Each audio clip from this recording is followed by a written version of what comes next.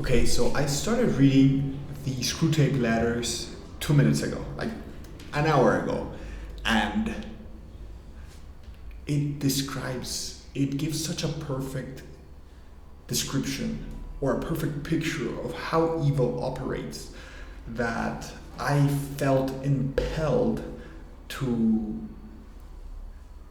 share it. Um, because I think understanding how evil works, it's always important because that's the way that you avoid it. But it is even more important nowadays because it has grown. We can see it in the world that evil has seeped into many different institutions, into many different governments. And it is our duty, this I'm talking about this next generation that is coming in. It is our duty to be able to identify evil and to be able to fight it. Especially if we want to keep the world that we have been given, which is a beautiful world. Even if right now it's a little bit chaotic. If you look outside, you realize, wow, it's actually beautiful. And in a way, it's our duty to keep it that way. So, the Screwtape Letters gives a perfect picture of how evil looks, and it helps us recognize it, having that picture. Okay, it starts very directly. It's to give you a little bit of context. Screwtape Letters are a bunch of letters that, at least for now, one demon writes to another, and as to how he's trying to corrupt a human and the best ways to corrupt a human. So that's the context. And the first one gives such I'm not gonna say beautiful because it's not beautiful, but it's accurate of how evil works. And this is like in a general fashion. It says, "My dear Wormwood, I note what you said about guiding your patient's reading, but it sounds as if you supposed that argument was the way to keep him out of the enemy's clutches." Enemy here being God, because that's he has the big E, and the enemy of the devil, God. "That might have been so if he had lived a few centuries earlier. At that time, humans still knew pretty well when a thing was proven and when it was not. And if it was proven, they really believed it.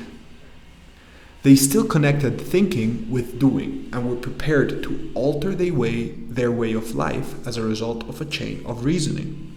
But we have largely altered that," meaning that demons were able to alter it. "Your man has been accustomed, ever since he was a boy, to have a dozen incompatible philosophies dancing about together in his head.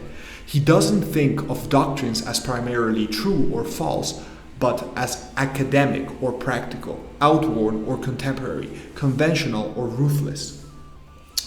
Jargon, not argument, is your best ally in keeping him from the church. Don't waste your time trying to make him think that materialism is true.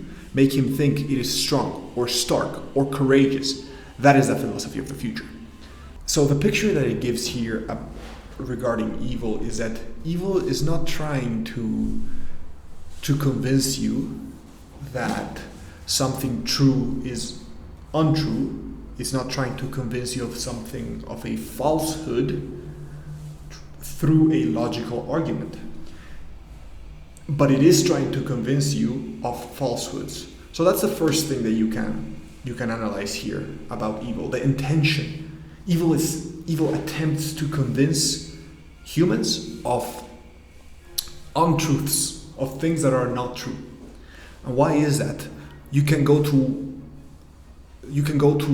one of Voltaire's quotes to understand it. It says, "Those who can make you believe absurdities can make you commit atrocities."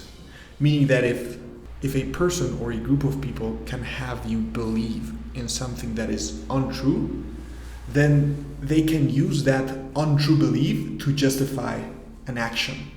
And that action, since it's not based on the truth, can be a evil action. I'll give two different examples from opposing sides of the political spectrum, just to show I'm not trying to involve politics in this. This is above politics. This is more important than politics, because politics are based on how we view evil and where we fight it. And if we're not able to correctly address where evil is at, then we cannot fight it. And politics is just a tool for that, for the people, for humans that have agency to fight evil. Okay, so an example from the far left. Back in 2020, 2021, 2022, 2023, up until 2024. Evil, I'm not gonna say the left, because it's not the left, it's just evil. Evil was able to convince humans that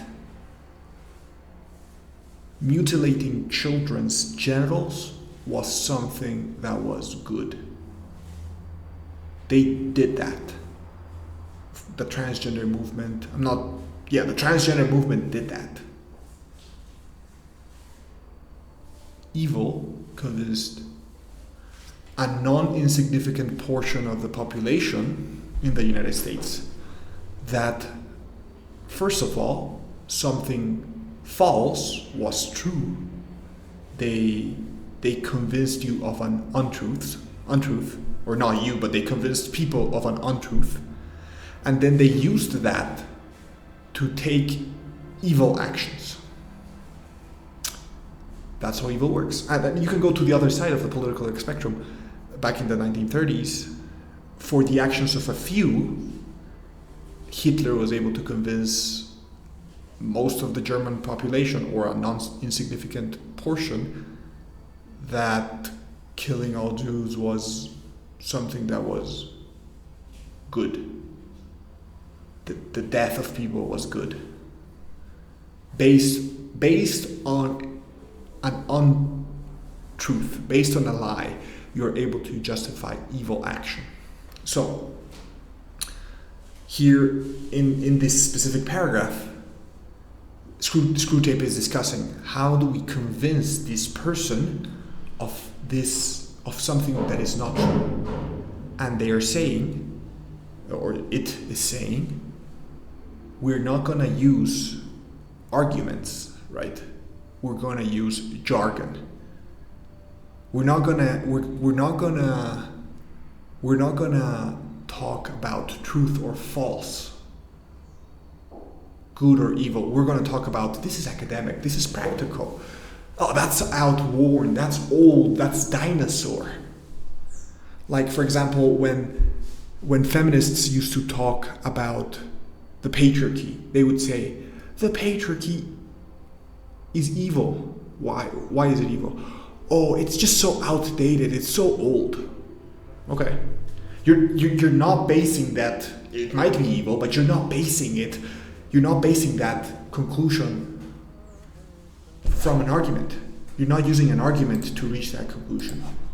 You're reaching that conclusion based on jargon. It's outdated, it's old, it's from the past. That is what evil does. Now maybe you could reach the same conclusion, but from argument, from logic, from reason, by trying to figure out the truth instead of deciding that this thing is true and then creating the arguments. That is a problem, and that leads you to beliefs that can be evil. Very interesting. Okay, and many other. The church. They people always say, "Oh, it's so antiquated. It's so old. We're in the 21st century." The fact that something is old doesn't make it less true. My grandparents are old. Does that mean they're not real? Of course not. That'd be ridiculous. Same thing with the church. It's old, yes. What about it? It is old. It's no argument. But here, those demons are using arguments such as old, outworn, or contemporary. They're using those arguments to convince someone that something true is something false. I thought that was very interesting. So I wrote here, it's interesting how this parallels the modern era. People think in terms, they think in terminologies, not truths. Like when, just so perfect when certain academics say, oh, a woman is something that is defined by society. Okay, and how did society define it? Oh, but it doesn't matter, society doesn't matter. It's defined by yourself. I'm like, okay, it's either defined by society or defined by me. Oh, but yeah, it's just a social construct. Okay, so it is defined by society. Yeah, but you can also define it yourself, right? That's thinking in terms, right? You're like using terminologies and you're playing a word game. That is not thinking in terms of truths. There is one archetype of human and there is another archetype of human, and you're either this one or that one. You're either a man or a woman. We determine that this archetype of human is called man and this archetype of human is called woman. And if we all decided that we change the terms, then let's change them. But let's make those terms represent the truth behind them. Let's not make those terms just be whatever, and whoever wants it can change them. That just doesn't make sense. But that happens so much today. People think in terminology, not in truths. Second thing that is very similar to the modern era, despite the fact that this book was written 80 years ago, people have contradicting philosophies in their minds. They believe that two things that are odds are true. Like, for example, the concept of empathy. You can have empathy for another human being, but you can only have empathy for another human being. Empathy is putting yourself in the position of another person, and it's good. That is one philosophy, empathy. And then they say, oh, but you should have empathy for this entire group of people. Okay, so now I have to have empathy, which is for one person. I need to have that same thing for a group of people. How do I put myself in their shoes? I am not a group of people. I'm a person. So how do I put myself in the shoes of a group of, oh no. These people are in a terrible situation in their country, and we need to let them into ours so that they feel better. Okay, so there's two different philosophies. That is, empathy is for a person, and empathy is for a group of people, and they conflate them and they say, yeah, it's for both. But you cannot apply that same philosophy to both, because one is meant for one and the other is meant for another. And if empathy was meant for a group of people, then my concept of empathy would be different, and I would treat it differently.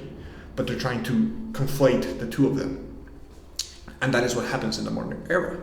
We have contradicting philosophies in our heads, and we're told to forget about them, shut up, take your test, and get a good score.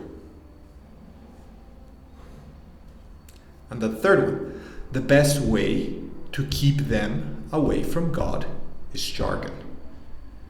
The best way to keep people away from God is jargon. Jargon, not argument, is your best ally in keeping him from the church. Jargon, not argument. Jargon. Does that remind you of something? What is the perfect tool for just creating jargon? Like absolute jargon. Stupid jargon, or even smart jargon. What is the best tool? The tool that does that? It came out in 2023. Jargon, not argument, is your best ally in keeping him from the church. Jargon, not argument, is your best I mean, you'd have to be blind not to see it right in front of you, right? I'm not even going to say what it is, but it's very clearly very present in the modern era.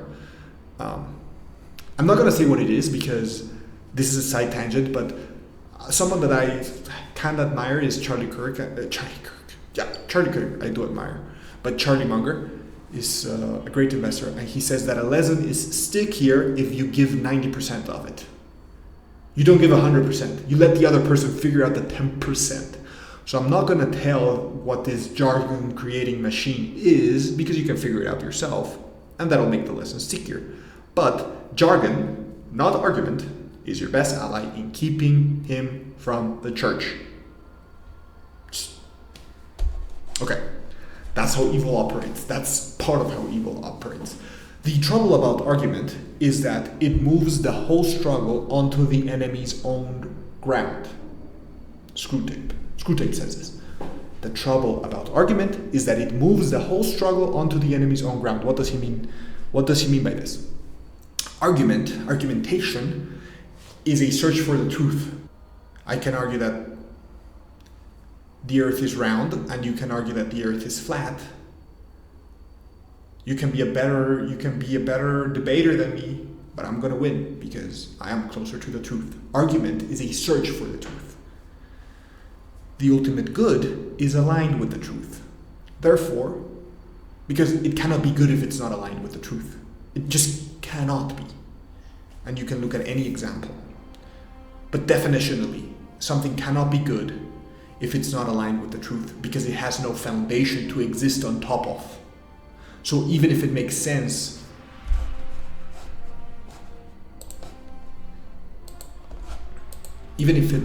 ideally, when you bring it into reality and you attempt to apply it, it will not work.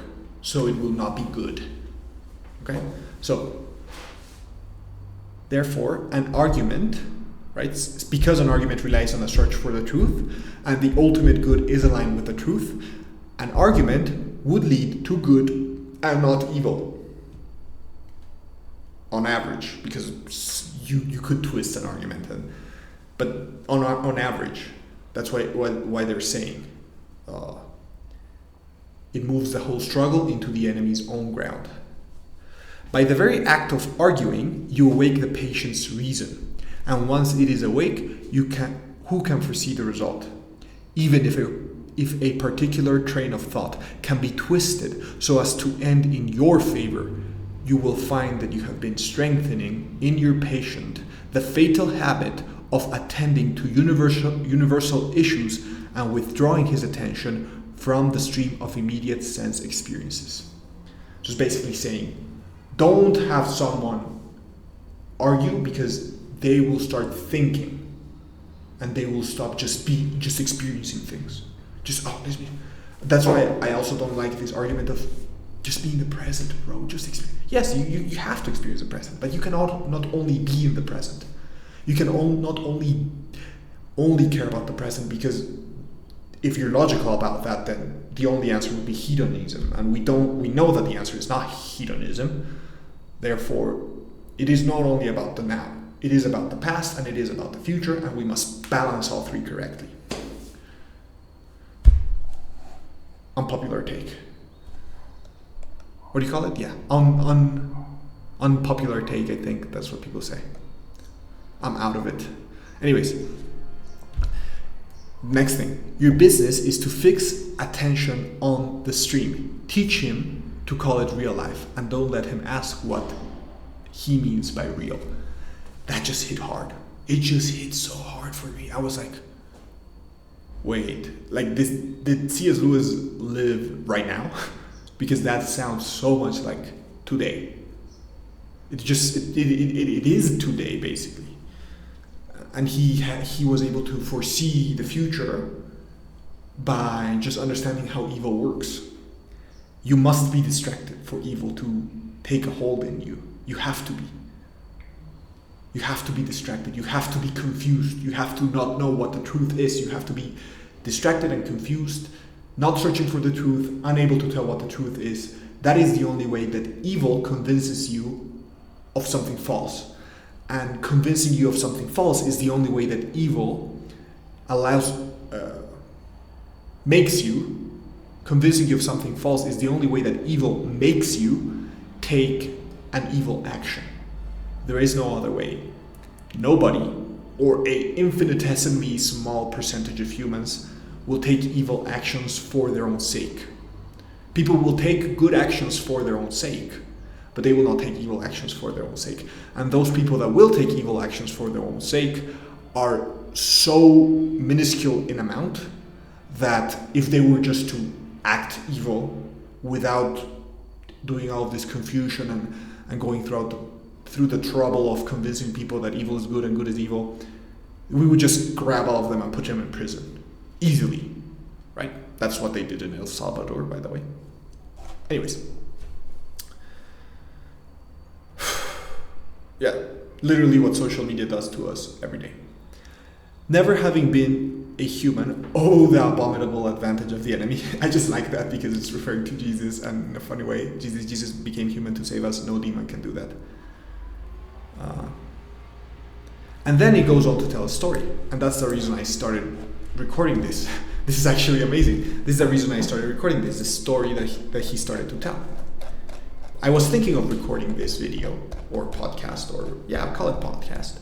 I was thinking of recording this podcast because I thought, okay, I should probably share this even if nobody watches it. I can still share it with the people that work with me, have them watch my podcast, just so that they understand how I think. Anyways, he says something here. He said, I once had a patient, a sound atheist, who used to read in the British Museum. One day, as he sat reading, I saw a train of thought in his mind beginning to go the wrong way. The enemy, of course, was at his elbow in a moment. Before I knew where I was, I saw 20 years working beginning to totter. If I had lost my head and begun to attempt a defense by argument, I should have been undone. But I was not such a fool. I struck instantly at the part of the man which I had best under my control, and suggested it was just about time he had some lunch.